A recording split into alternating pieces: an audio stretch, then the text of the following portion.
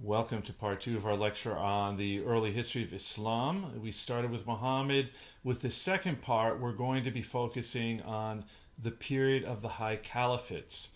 Caliphates here, in a sense, having a dynastic quality to them. So even though the names do not refer to dynastic families, as if we were talking about European history, it generally follows the dynastic principle of father to son.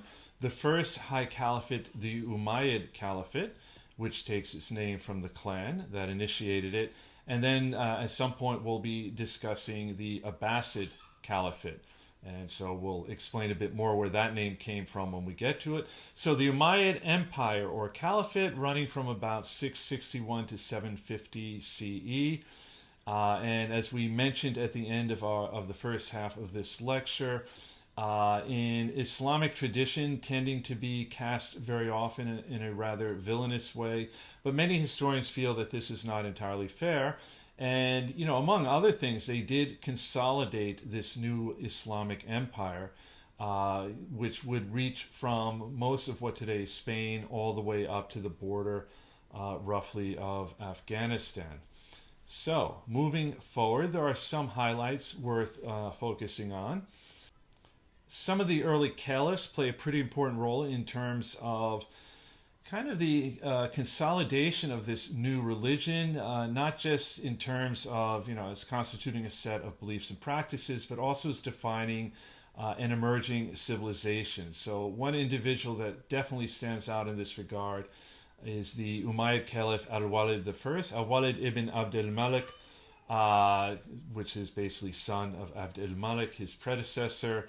And so, in addition to the fact that he continued to expand the Islamic empire and was also a fairly effective ruler, it's during his reign that we can really speak of Islam as beginning to define itself as a very distinct monotheistic religion, right? So up until this point, for instance, what little was being reported about Islam in Europe, or at least by individuals representative of the Christian faith, was that it was kind of a Christian sect, and it just had kind of focus on a new prophet, much the way we might talk about Mormonism today as kind of Christianity plus, right? Just something kind of added on to it.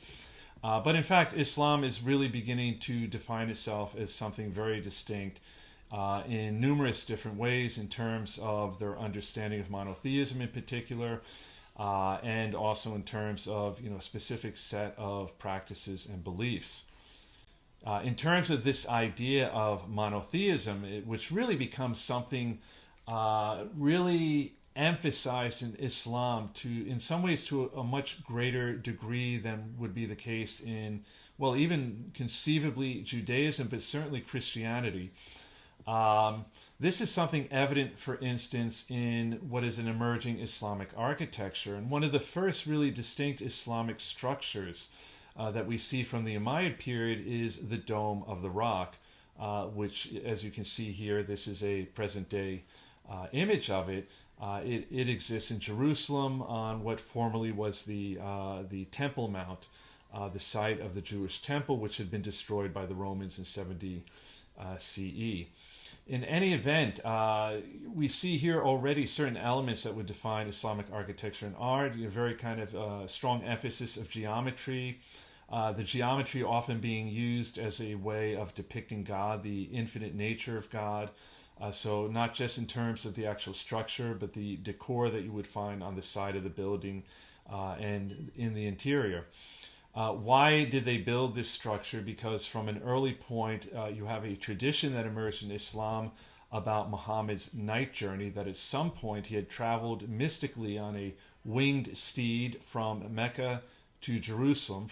In the Quran, they speak of the near mosque to the far mosque, and from there had alighted to heaven, where he met with many of the prophets and then eventually came face to face with God and actually negotiated with God regarding how often Muslims would have to pray. I forget the exact number, but it was somewhere in the neighborhood of 50 times a day. And I think it was Abraham who had actually said to Muhammad, or I should say Ibrahim, as he is known in the Muslim tradition, had made it clear. It's like, look, trust me, people are not going to worship God 50 times a day, so you better try to bargain it down. Eventually got it down to 5 times a day. And so, it's called the night journey. It took place all in one night. And then after this encounter with God and the prophets, he came back down, eventually returned to Mecca. The name of the mosque associated with the Dome of the Rock, which is at one end of this larger structure, called the Al-Aqsa Mosque, literally the Far Mosque. But early on, this was actually a kind of unique phenomena, that you had a structure that was so distinctly different from existing religious structures.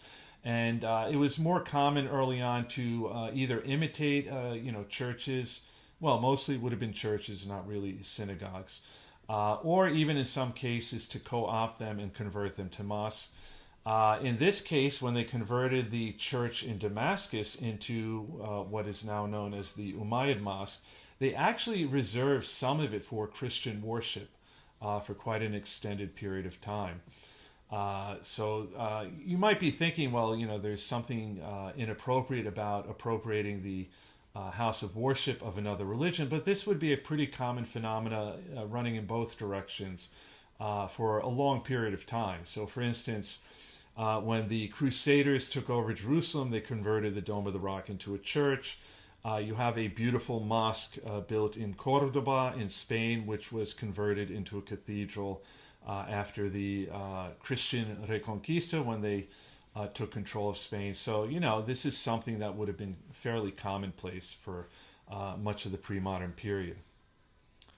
And of course, we definitely should give the Umayyads credit for expanding this Islamic realm, if you will, which would allow for the faith to spread, obviously.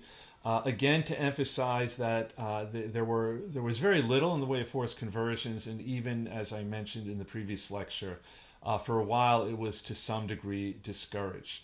But eventually Islam is going to gain a foothold in much of the territory that you see indicated in this map. And of course, today we tend to think of much of this territory as being part of the Islamic world, with the possible exception of Spain. But anyone familiar with Spanish history, the history of the Spanish language and so forth, a tremendous amount of Islamic influence that would carry on even after the Reconquista, when the Christian kingdoms to the north took control of all of the Iberian Peninsula, what today is Spain and Portugal. One other structure perhaps worth highlighting in connection with the Umayyads, the Hisham Palace in Jericho, basically a summer retreat for the ruling family, which would have been based in the capital in Damascus, so not too far away. Jericho, by the way, very close to Jerusalem. And so, much of it was destroyed by an earthquake, but what remains tells us quite a bit about what was a kind of emerging architectural and artistic style reflective of Islamic sensibilities.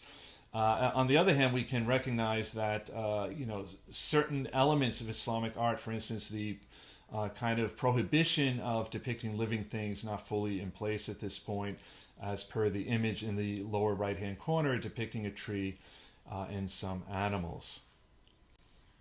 And we definitely should mention what was perhaps the most important event in the history of Islam during the period of Umayyad rule, which was very relevant to the eventual schism between Sunnism and Shiism. So as we mentioned before, we had this kind of evolving idea that the descendants of Muhammad through the line of Ali had certain quasi-mystical powers that made them ideally suited to lead the Muslim community. And this is very much, even at this point, something that is still evolving. There's even some ideas about different lines of descent in connection with Muhammad and so forth.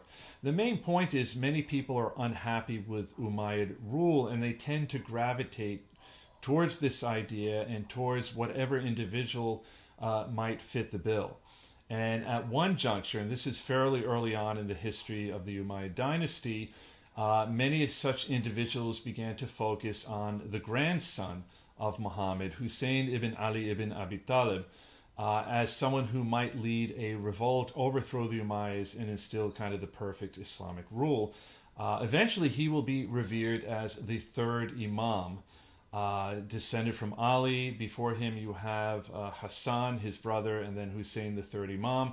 And that line of descent will carry on with additional Imams, which we'll learn more about when we have our lecture on Sunnism and Shiism. But in any event, at some point, opposition to the Umayyad dynasty was focusing on him. And eventually he decided to do something about it. He was going to march from Mecca with a small army numbering about 70 individuals to a place in the north, in roughly what today is Iraq, where he understood that there would be strong support for him, and there he would be able to fortify himself and eventually effectively challenge Umayyad rule. Unfortunately for him, before he could unite with these supporters, he was intercepted by the Umayyad army at a place called Karbala, which led to a battle in 680, the Battle of Karbala. And as you might imagine, it was an army of a few thousand versus 70, and pretty much Hussein and his followers were wiped out. In fact, his head was cut off and sent back to the Caliph in Damascus by way of indicating that he had been defeated. Now, at the time, this would have actually seemed a rather minor skirmish. 70 individuals, easily defeated. But this would end up becoming a seminal event in Shiism. And, it's kind of the idea that he should have been the ruler of Islam, and he had died. And he had died primarily because his supporters had failed to show up in his hour of need. And so if you're a Shiite, there is this kind of tradition of commemorating this battle every year. But obviously it's a very sad occasion, right? It's to commemorate the martyrdom of Hussein in recognition of the fact that, it's funny, it's never presented as his supporters in the past. It's the fact that we, as if it's still happening in the present, had failed to support him in his hour of need. And therefore, it's an occasion of great regret and remorse. But it is kind of a defining event in the history of Shiism. And so, as you might imagine, this is, kind of a somewhat holy site for Shiites. You have shrines dedicated to Hussein and so forth. And this really, probably more than anything, probably more than what happened with Ali when he was the fourth caliph, really marks the point at which you start to see a significant division into Sunnism and Shiism. Now, kind of the beliefs that separate the two from one another are still in the process of taking shape, of being formulated. But really, this does seem, looking back with the benefit of hindsight, kind of the point of no return. So just, we're going to get to this down the road, but just to remind people, Sunnism, definitely, the vast majority of Muslims, the largest denomination, Islam. In Arabic, Ahl al-Sunnah, meaning those who follow the Sunnah or practice of the Prophet. Shiism, well, the term Shiism or Shia comes from Shi'at, meaning partisan, as in Shi'at Ali, those who supported Ali, and roughly 10% of Muslims worldwide belong to this particular sect. Most famously, Iran is the only full-blown Shiite majority country in the world.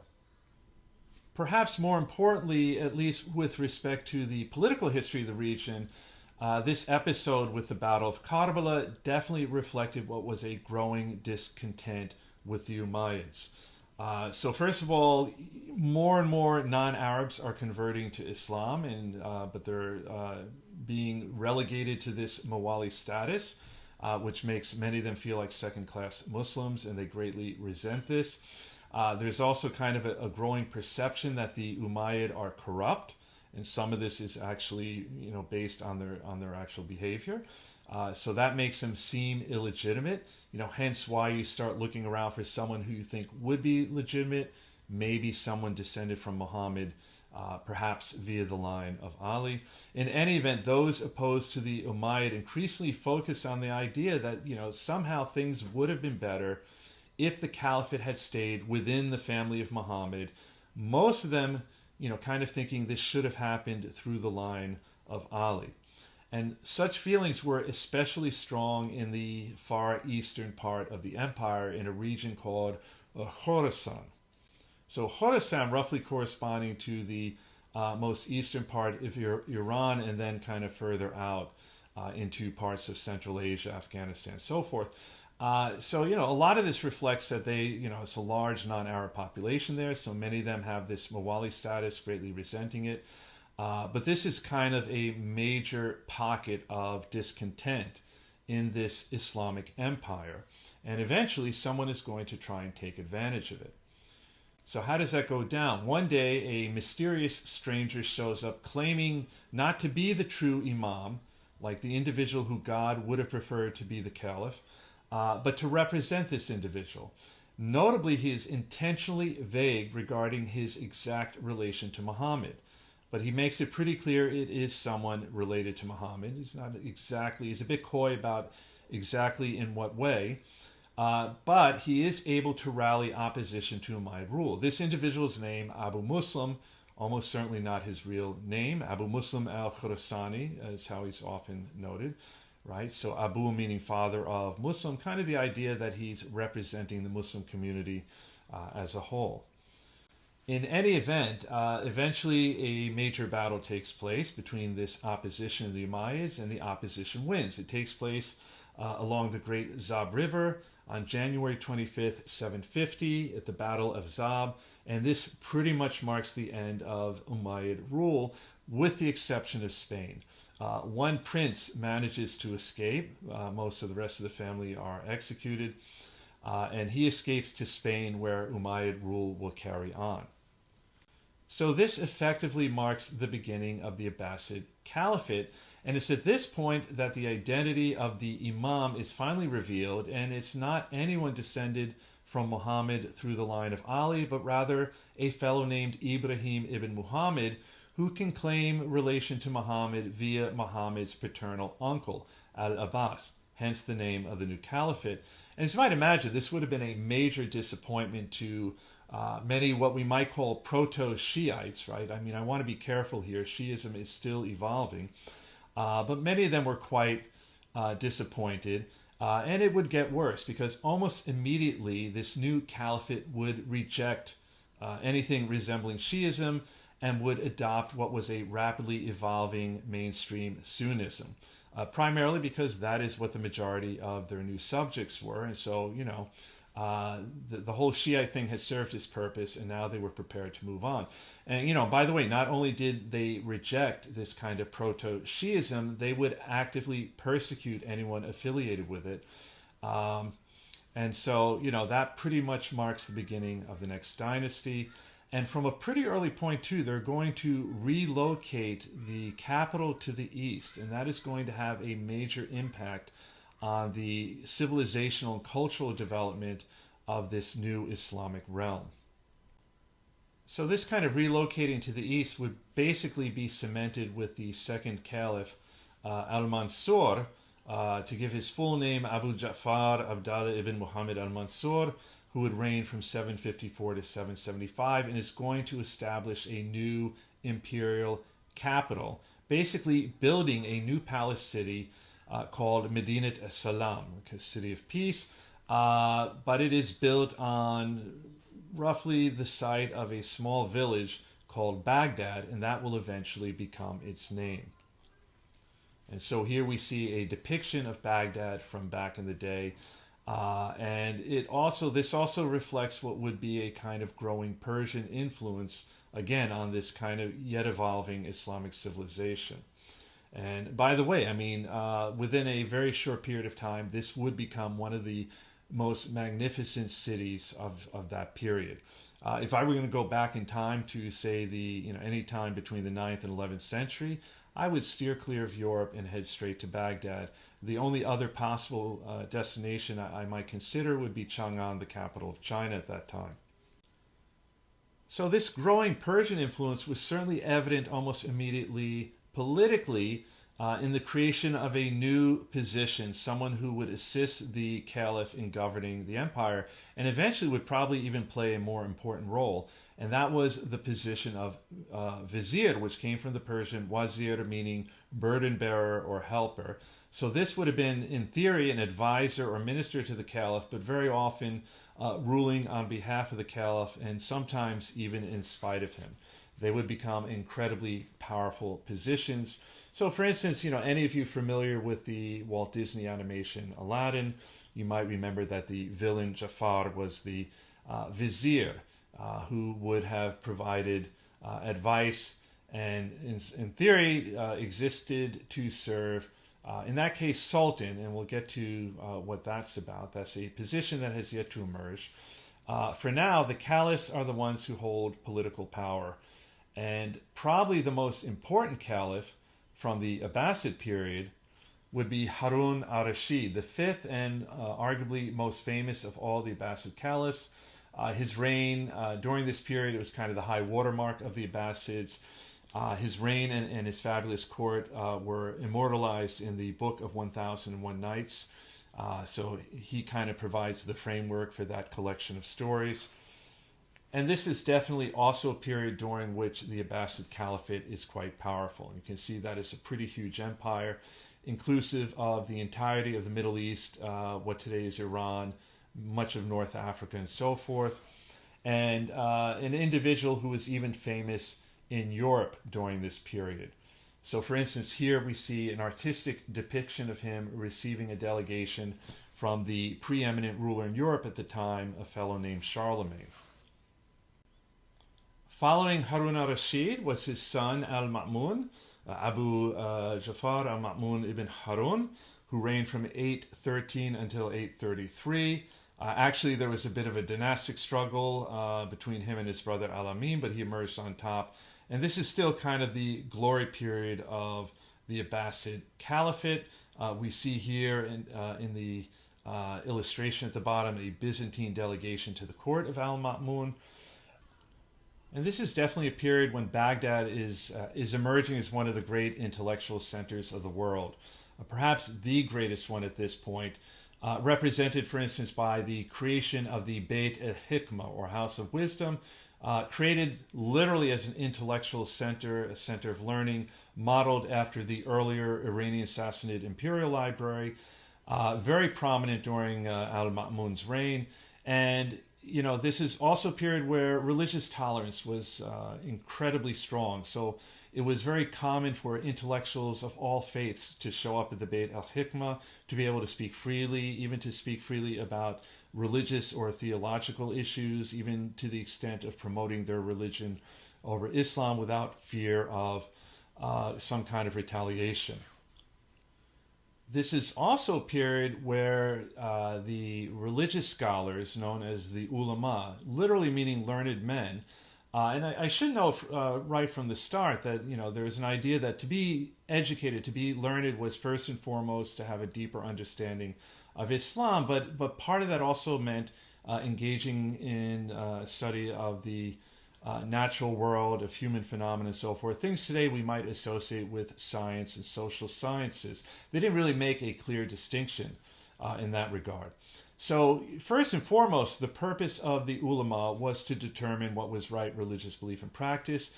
Very often they also functioned as a kind of municipal level government at the local level on the basis of Sharia or Islamic law. Probably the most important position to emerge among the ulama was that of Qadi, or judge.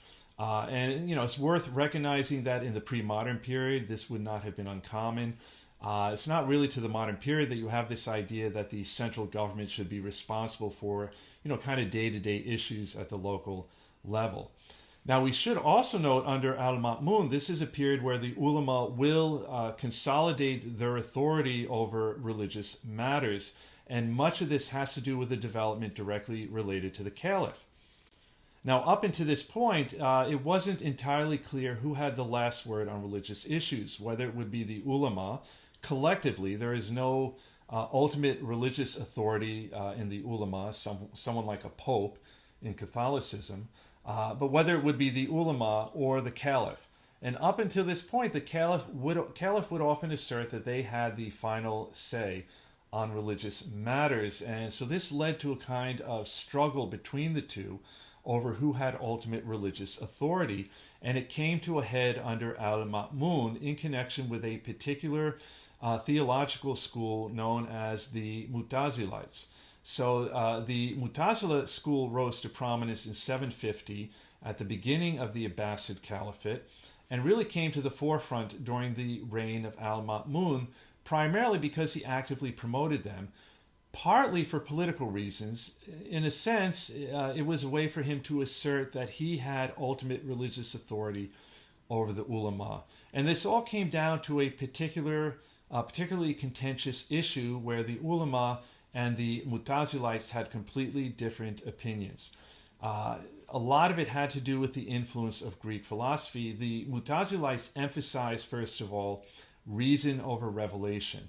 If at any point, through the use of human reason, the conclusion you arrived at would contradict a literal rendering of revelation, i.e. what's in the Quran, they basically felt that reason should take precedence. It probably meant that you needed to interpret more metaphorically what you were reading. And another major issue had to do with the createdness of the Quran. The Mutazilites believed that the Quran was created at a moment in time in connection with the prophecies given to Muhammad. The ulama maintained that the Quran was co-eternal with God. It had always existed, even if it wasn't revealed until the time of Muhammad. And by the way, this is very similar to an argument that developed within Christianity regarding the nature of Jesus, whether he coexisted with God eternally or whether he was created in a moment in time, i.e. when he was born. It's worth considering that Jesus is often characterized as the Word made flesh, as in, this is God spoke him into existence, much as the Quran is the literal Word of God.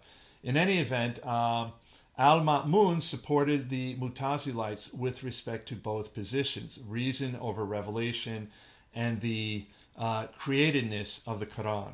And at some point, he implemented something known as a mihna. It's basically, you could translate it as inquisition, but the basic gist of it is he would demand that members of the ulama, or at least high-ranking members of the ulama, should define their position. And if they didn't agree with the Mutazilites, they would have been subjected to imprisonment, perhaps torture, and even death. And as you can imagine, many of the ulama just went along, but most of them resisted. Probably most famously, a fellow named Ahmad ibn Hanbal, who was very fervent in upholding the traditional ulama position concerning both revelation over reason, the opposite of the Mutazilite position, and also the idea that the Quran was co-eternal.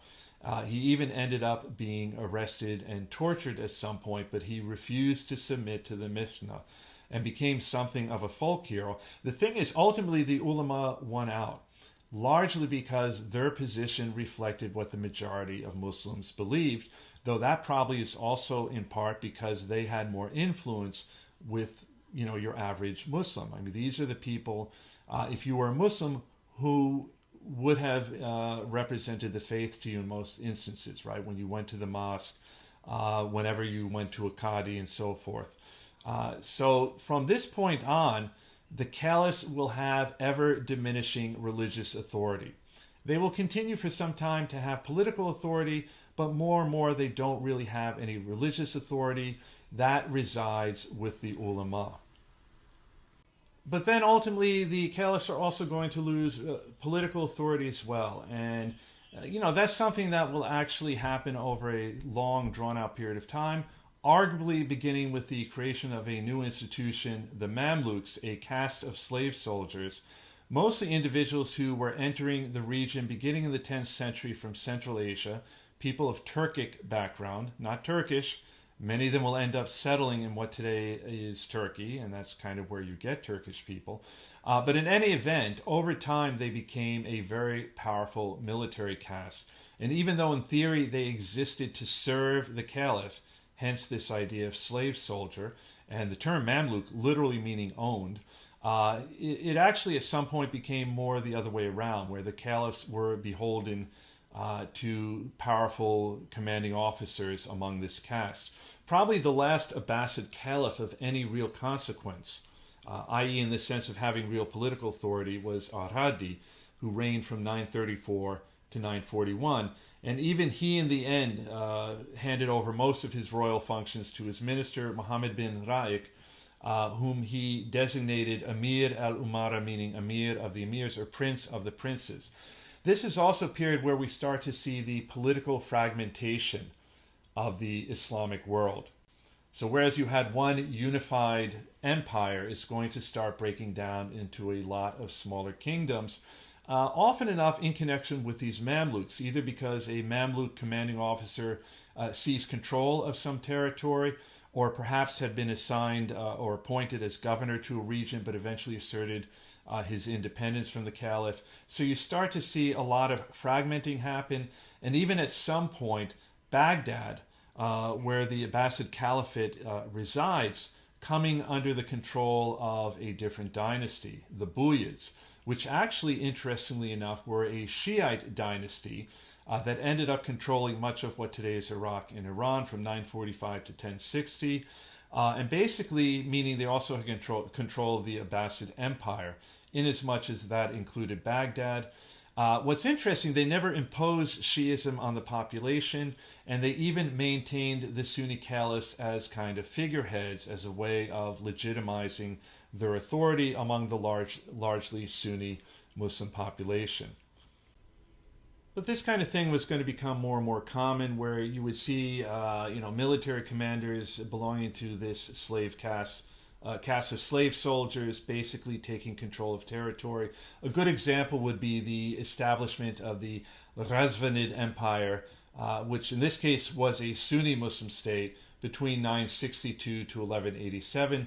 The ruler Mahmud al-Ghazni basically proclaimed himself Sultan. This is a new position that was now created that strictly signified a kind of political authority, and in this case signified Ghaznavid independence from Caliphal authority lands.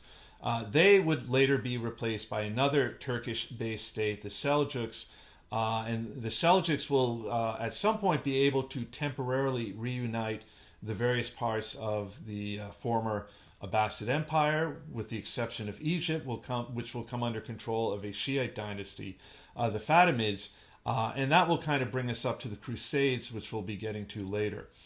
So I don't expect you to remember all these different dynasties that emerged and the various states that emerged during this period. The main point is, at this point, the caliphs are strictly figureheads. They don't have any real authority. Political authority now resides with the Sultan. Right? The Caliph, little more than a figurehead, a symbol of the religious authority of the ulama. They have religious authority. Political authority resides with the Sultan. Very often there are multiple sultans. There could be a number of different Islamic states. Often these individuals started out as high-ranking members of this kind of caste of slave soldiers, the Mamluk. In theory, there's kind of this fiction that develops that the Caliph actually confers authority upon the Sultan. But it really is a fiction, right? I mean, usually someone has seized power, and then the Caliph just kind of goes along and, basically confers authority upon the Sultan as, someone representing the religious authority vested in the ulama. And then the Sultan in return swears to uphold the Sharia. And for the most part, as long as they don't rock the boat too much, they don't interfere with how the ulama run things at the local level, nobody really has a problem. Caliphate will carry on for some time, but it does eventually come to an end. There is no caliphate anymore. The last Abbasid Caliph, who ruled from Baghdad from 1242 to 1258, Al-Mustasim, is killed by the Mongols when they invade the Middle East.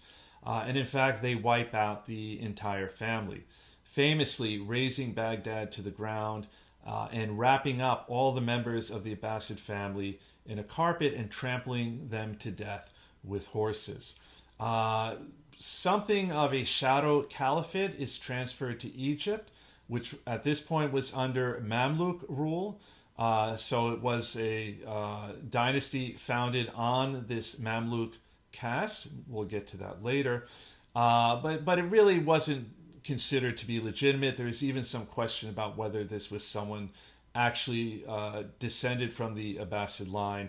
In any event, the last of the Abbasid line, if we allow that this was in fact an Abbasid line, was Al-Mutawakkil III, who ended up being carried away as a prisoner to Constantinople by the Ottoman Sultan Selim I in 1517, and eventually the Ottoman sultans would take on the title of Caliph. But by that point, it really had little meaning. No one took it very seriously, and in any event, the Ottoman line came to an end eventually with the First World War. So, by any definition, there is no longer a caliphate. And by the way, here we see a depiction, artistic depiction of the Mongol siege. This was under Hulagu, the grandson of Genghis Khan, and this took place in 1258. So a rather seminal event in the history of Islamic civilization. But interestingly, this was a period when many parts of the world were being basically rocked by the Mongols. In any event, this is a good point to stop. With our next lecture, we're going to be looking much more closely at the schism that emerged between Sunnism and Shiism and trying to arrive at a deeper understanding of both of these sects of Islam.